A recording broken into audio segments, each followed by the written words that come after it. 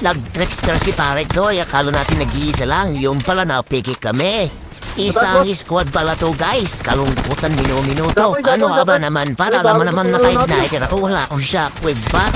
Nakabangkamon ko laban dito guys. Kalungkutan. Nice one, boss. So ayun, tatlo yung napatay natin. So pinatrash to kami dito ng kalaban. Sinasabihan kami ng bobo daw kami. So okay lang yan. So alam niyo na, pag na-stop tayo guys, automatic, babalikan natin yan. So dito, pinapabilis ko nga dito si number 2. Sabi ko baka pa niya kami kasi nag-heal nga yung kalaban. So yun, buti lang naka-reward siya dito guys.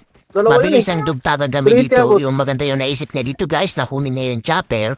Pakakuha ng chopper, pagangat, automatic na yun guys. Automatic baba at rewind. Rewind, sabay, out. Ganun naman yun guys. So magayon dyan, Marceline siya dyan. Napakalapit ng ginawa niya dyan guys. So ayun, mission complete kami dito guys. Kasi alam natin makakabalik tayo. Ganti tayo sa mga trash talker na yun. So ayun, hindi nyo marinig kung anong sinabi. Pero ako narinig ko, siyempre gigil ako guys. At ayan nga, bumalik na nga ako. So tingin-tingin mara tayo kung saan yung location ng kalaban. So nakita na natin, nandun sila sa kaliwa. Buti na lang si number 3 yung nauna. So ayun, ginawa natin siyang pamain sa kalaban. Nakabrain ako sa likod guys. Tinira-tira ko yung kalaban. Patay yung dalawa guys. So ayun, napakalapit ng ginawa natin dito guys.